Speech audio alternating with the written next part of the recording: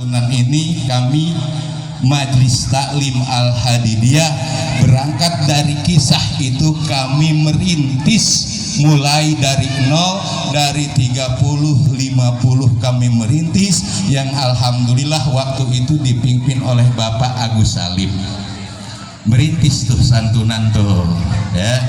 Jadi 30 setahun 2 tahun sampai 5 tahun alhamdulillah ada yang mau ngasih bantuan. Pertama yang mau ikut dengan kami, yang mau naruh saham dengan kami adalah Paguyuban Lapak Wirausaha. Kata Lapak Paguyuban Wirausaha, kami ingin membantu Pak Haji dan ingin menyukseskan acara santunan ini. Kami bisa nggak? Boleh, dengan satu catatan, kamu harus mengikuti aturan saya karena kamu yang ikut, kami yang punya peranan. Peranannya gimana Pak Haji? Peranannya satu, ketika ansan dana yatim tidak boleh dipakai konsumsi. Kalau itu kamu setuju, maka silahkan ikut dengan kami. Nah, kata mereka wirausaha, kami setuju ikut, seluruh dana anak yatim akan diberikan kepada yatim, tidak ada yang dipakai konsumsi. Masya Allah, akhirnya setuju Pak. Itulah perjalanan kami. Terus kemudian berapa setahun 2 tahun kami bergabung dengan Lapak Wirausaha, bertambah berarti dengan 3 lapak. Nah di wirausaha ini terus akhirnya alhamdulillah karena Bapak Tono punya bininya 2, punya grupnya 2, satu masuk di wirausaha, yang kedua masuk di Lapak PLPI. Nah kebetulan dia bertempat di wirausaha dan kebetulan dia meminta tempatnya ingin digunakan untuk acara santunan yatim dan yatim piatu. Nah karena dia bagian daripada wirausaha, kami izinkan untuk diadakan santunan yatim dan yatim piatu di tempatnya Pak Tono. Alhamdulillah. Awal mula Pak RW nih ya, awal mula datang ke sini kami khususnya ke Bapak Acong. Jadi ingat Bapak Acong. Jadi ingat begini Pak, cerita ditunda dulu. Saya punya kisah unik menurut saya. Punya kisah unik, disebut lucu enggak, disebut enggak juga sedikit lucu buat saya, tapi jangan dipercaya ya kalau yang nggak percaya. Tapi saya kok bisa begitu, saya juga aneh. Saya ketemu Pak Acong tuh cuma sekali, yang di depan sono ya sejarah, karena saya ngaji di majlisnya Pak Acong. Ngaji nih saya tiap malam Sabtu, tiap malam Sabtu ngaji di tempat majlisnya Pak Acong. Nah saya nggak kenal Pak Acong.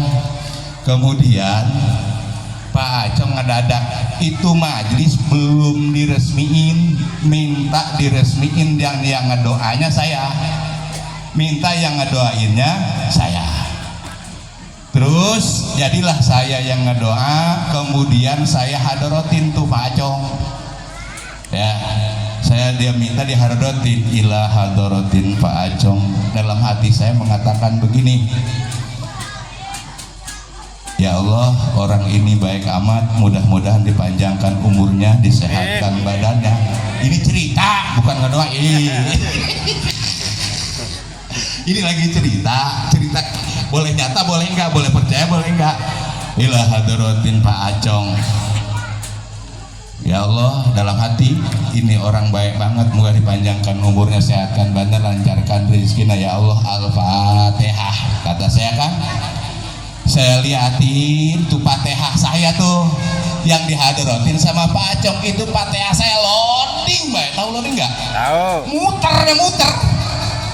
Kata saya, ini ngapain Fatihah saya kagak nyampe sama Pak Acong ya?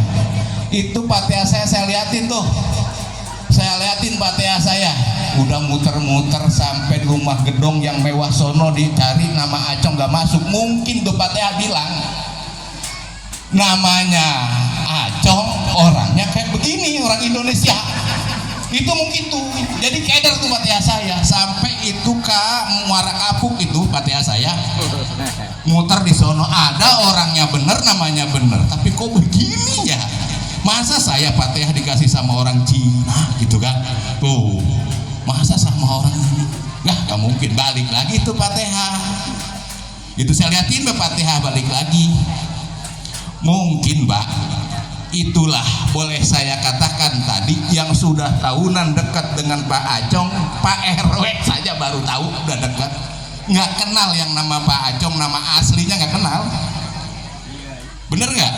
Yang sudah tahunan bos-bos teman-teman saya yang sudah kenal lama sama Pak Acong nggak kenal sama aslinya. Terus saya fatihahin lah pada dulu Al-Fatihah, Acong, nama Acong Al-Fatihah. Itu muter terus loading terus. Pas lagi loading, Pak, makanya saya kenal nama aslinya lagi loading. Bang Jabrak ya ngasih nama ke saya nyambung loh, pantes loh. Fatihahnya kagak masuk, kalau namanya beda, orangnya beda, namanya Acong, orangnya ini kagak nyambung lah, dikasih lah sarhasan. Tuh, berarti dibalik awan ada apa saya dengan dia, masya Allah. Mohon maaf nih Pak Acong ceritain ya.